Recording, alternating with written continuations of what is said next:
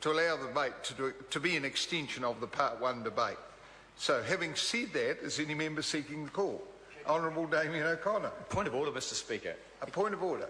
Can I just say that buzz is pathetic, and it is a little confusing actually at times. It's only I'm a little deaf, and I did just about miss that. So I'd just like to.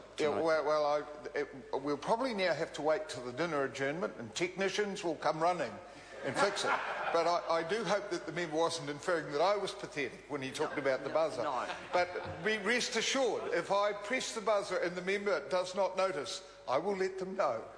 Honourable Damien O'Connor. Thank you, Mr Chairman. I never think for a moment you don't have the ability to push it hard. It's just what comes out the end I'm worried about. Section 2, Mr Chairman, I will refer to that, and there are transitional provisions there that refer back to 109A and other sections 109 of the bill. So it is actually quite far-reaching. I'll just refer to one particular point in 109D, and that relates to the Order in Council and what are the trigger points for the introduction of TAF, or indeed if the fund was to be dissolved or cease to operate. And one of the requirements put in there is the fund size, $500 million, and I would like to take the opportunity to put on record here how that figure was arrived at. Firstly, 2 years ago when farmers voted on TAF, it was trading among farmers of their own shares, and they supported that in principle because they believed that was what was going to happen. There were issues of liquidity raised by some of the officials over here who know competition law, that if all farmers wanted to trade their shares at once, no doubt the price of those would drop. So they came up with a cunning plan, which was to have a unit fund, which was to provide equivalence and fungibility. Fungibility is a word I hadn't really made myself familiar with prior to this bill, but I understand it now. The issue of why $500 million, that equates to about 8% of Fonterra's equity at this point in time, was just a figure plucked out of the sky. It's one that officials estimate will provide enough liquidity to ensure a fair fungibility and hopefully some stability in the share price and the unit price. I think they've got it wrong, because the unit owners are just going to want one thing, and that is the price to go up and the dividend streams to flow. But aside from that, can I go back to the key point? Why $500 million? Because some farmers are asking, why don't we just go back to the concept of trading among farmers? That is, we trade shares among ourselves as we see fit and need to. And if there is a liquidity issue, then we start off with a smaller fund size. And indeed, the proposition put to me that farmers themselves could fund a fund, could buy the units of maybe $100 or $200 million. In the dairy industry, that is not a lot of money. But the insistence by government officials, by the Minister and his officials, that it should go to a minimum of 500, and indeed without my amendment, no maximum in legislation. So we have in legislation a minimum fund size of $500 million, regardless of whether that is necessary to have trading among farmers of their shares. So we've forced upon Fonterra, or forced upon the farmers, a fund open to outside investors on the basis that we have to do this to have liquidity. Well, if you buy into that, why not at $200 million? They will always put up the argument in a drought year or in the exceptional year, etc.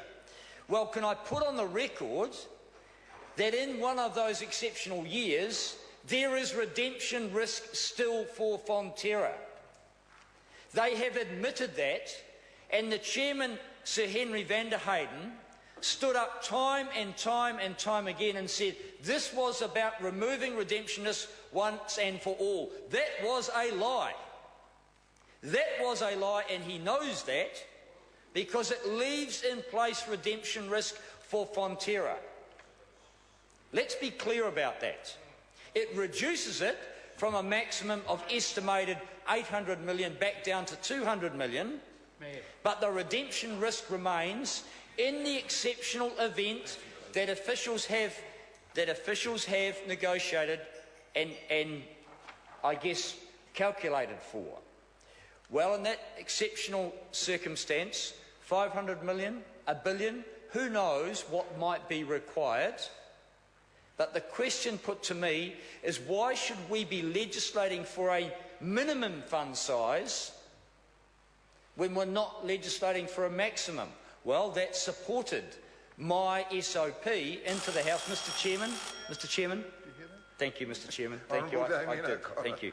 That is why I put into this House my SOP to ensure a maximum fund size that to some extent counters and balances the argument that officials put up to the Minister, and he swallowed, that we needed a minimum $500 million unit fund size. Mr. Speaker, these are the provisional and transitional, the transitional provisions in Part 2, and there are many questions flowing on from that the Shareholders' Council in Fonterra should now start to ask. We will not support this bill because the Minister has blocked and the Government has blocked our ability to have a maximum fund size. Many of the farmers who voted for TAF believed there was going to be one. There is talk of a vote in November that might reduce the cap from 25 to 20. I don't trust the process, quite frankly. I do not trust the process. I do not trust Fonterra. And I do not trust this government. This government has embarked upon a process of state-owned enterprise sell-offs and of, quote, strengthening the capital markets of New Zealand, which was in the explanatory note of this bill. And they are determined to get a chunk of Fonterra, as big a chunk as they possibly can, onto the New Zealand Stock Exchange. Because the chairman of Fonterra and the ex-CEO of the NZX and the Prime Minister are good mates. In fact, the chairman of the NZX now has been and is involved in investment companies with the chairman of Fonterra. These things are not widely known by farmers, but they should be. They need to know where this might head. This is our single biggest, most successful and wholly New Zealand-owned company, Fonterra, a cooperative. And the transitional provisions in Part 2, Mr. Speaker, that we're referring to here, may lead to the loss of control and ownership of that, and farmers need to be aware of that. The Shareholders' Council has yet to sign off on TAF. They should be fully aware of what is hidden in this legislation and ask the question, why did the government block my SOP that would have capped at a reasonable 23% of the share value of Fonterra, the fund that will trade units that will be able to be purchased by outside investors? Because I don't know that they fully understand that, Mr. Speaker. It may be because the Prime Minister said that he thinks that Fonterra on the stock exchange would be a great idea. It may be that the original intent, as stated in the bill, to strengthen the capital markets of this country is the objective of the Minister and his government, not indeed to grow, because actually this doesn't in itself provide Fonterra with any more capital. It doesn't in itself provide any more incentive to innovate or create more value-added product. And the chair of the Select Committee knows that. What this does is open the door to outside investment in the naive belief that analysts of the New Zealand Stock Exchange will provide the discipline to drive better management of Fonterra. Well, if you have a look around the country at the failed companies, at those that have been sold offshore or failing this moment, and have a look at what analysts have said over the last 10 years of NZX companies, I think you'd fire the whole lot of them. Mr. Chairman, Part 2 of this bill here contains transitional provisions. It enforces and relates to ordering councils. the ability for the fund to be wound up if these conditions are not met. And I think that if we didn't reach the $500 million fund, it would be a great outcome. It would actually mean that the farmers of Fonterra have the opportunity to go back and work on a different way of addressing redemption risk, because they are not eliminating it through the passage of this legislation, the set-up of TAF. They are reducing it.